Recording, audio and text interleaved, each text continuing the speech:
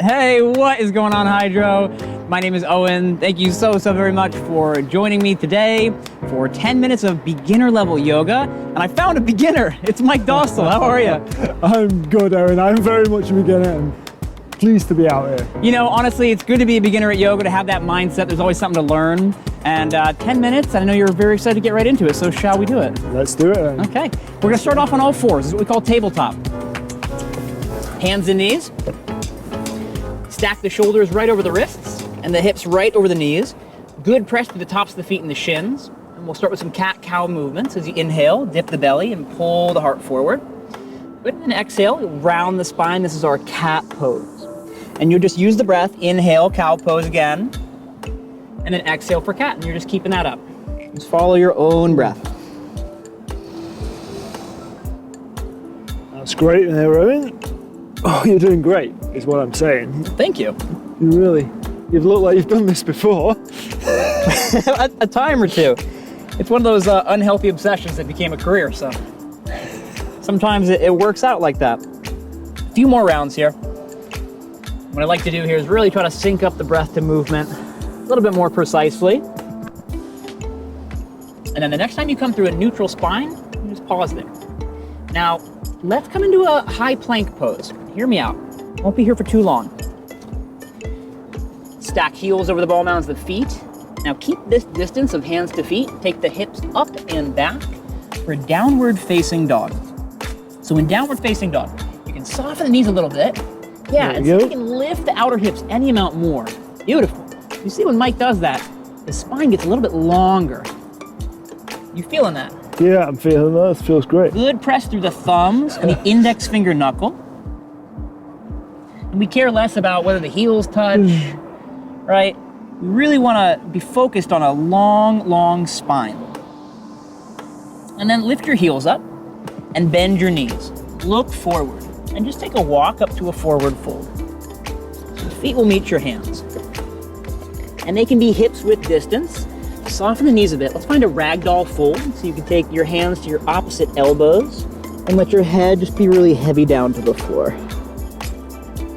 Mike, this is where I imagine that all my pesky, unwarranted thoughts are just falling out the top of my skull. I'd be interested to find out what some of those are, Owen. Well, maybe not right now. No, we don't have time for all that. Release the arms down towards the floor.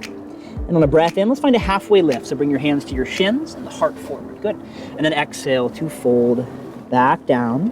And then inhale, find that length, and we'll rise all the way up to stand. So press the feet. You can take those arms out and up, reach up. And then our mountain pose, Tadasana, arms down by the side. Good. We'll keep going. Inhale, arms up. And exhale to fold. Use the whole breath here. So don't rush that fold. And then lengthen to a flat back, heart forward. And then your exhale is plank pose, step. So you're very welcome at home to drop the knees down. If the knees are lifted, then the legs are really strong. Press the heels back, good. Crown the skull forwards, lengthening. And then we'll all drop the knees, we'll all bend the elbows and lower all the way down to the floor. Press the tops of your feet, hands right underneath the elbows. So for most of us, you scoop them back an inch or two, yep. And then low cobra, it's a back bend, you pull the heart forward, hands pull back, good. And then lower down. Now let's press to a child's pose. So you can take the knees out a little bit wider, hips towards the heels, reach the arms forward, and let the whole body get heavy. And the most important thing here is that you're coming back to the breath. Smooth inhale to match the exhale. Really, no matter what the shape is, that's the goal. You fill it with a smooth and full breath. All right, Mike, so let's start to reach those arms forward, spread the fingers and ground down through the palms. You'll keep that rootedness, lift the hips, tuck the toes, and come back to downward facing dog. Down dog, pressing the chest towards the thighs. And again, I'm gonna cue Mike to soften the knees just a little bit.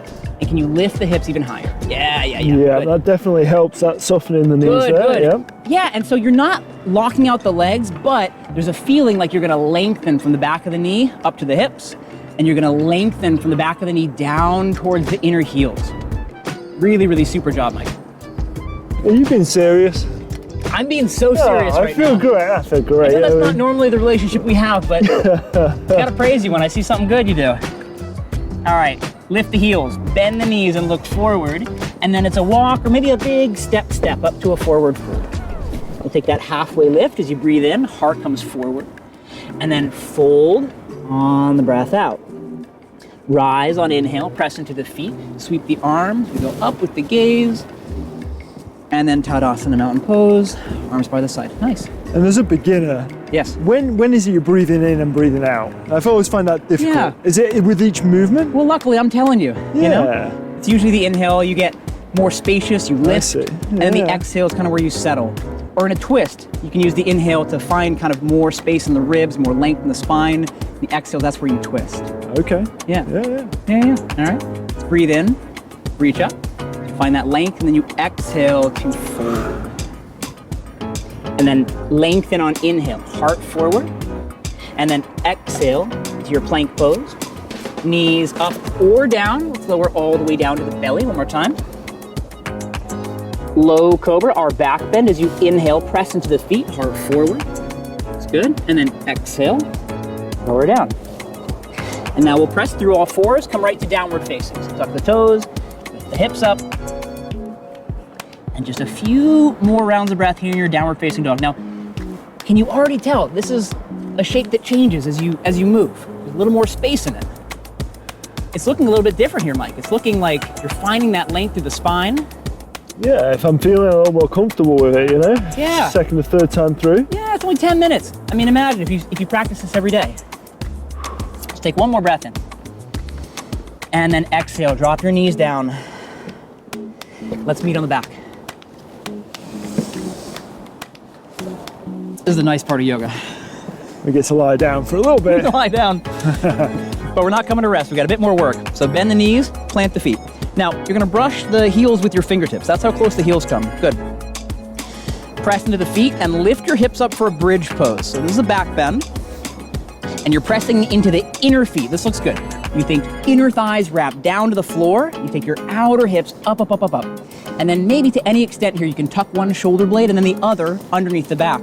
Very good. So now, keep pressing the inner feet down. The more you do that, the legs are contained. Very nice, very nice. And if you're up, you just stay for 3, for 2, and on 1, we lower all the way down to the floor. Let's find a figure 4. Right ankle over the left knee.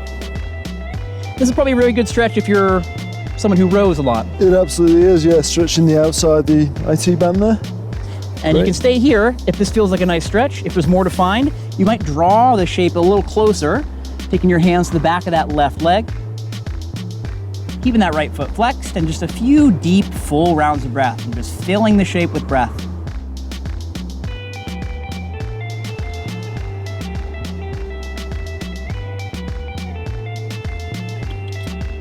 And let's take one more breath in.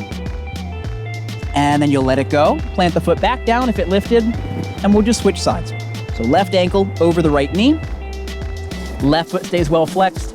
Perfect place to stay. If you're looking for more, then you draw the shape of the legs in closer. And if you're doing that, can you just keep the shoulders pretty soft? The belly drawing down. And soften where you can. So in every pose, there's some work, but there's also some softness. And when you see somebody who's been doing yoga for a long time, they're working just enough. They're working in the right places. And they don't have to work where they don't need to. And that's the key. And someday you'll get there, Mike. Well, I'm hoping so, Owen. Yeah. You know, hang out with you a little bit longer and you never know. All right, go ahead and then drop the shape of the legs down. Undo your figure 4. Let's take one more squeeze of the knees up into the chest. And then we'll release into our final rest. So that's legs long, arms relaxed by the side. And acknowledge the end of your efforts. And if you're controlling that breath really tightly, just let that go as well. For the last few moments of our practice, we're simply resting.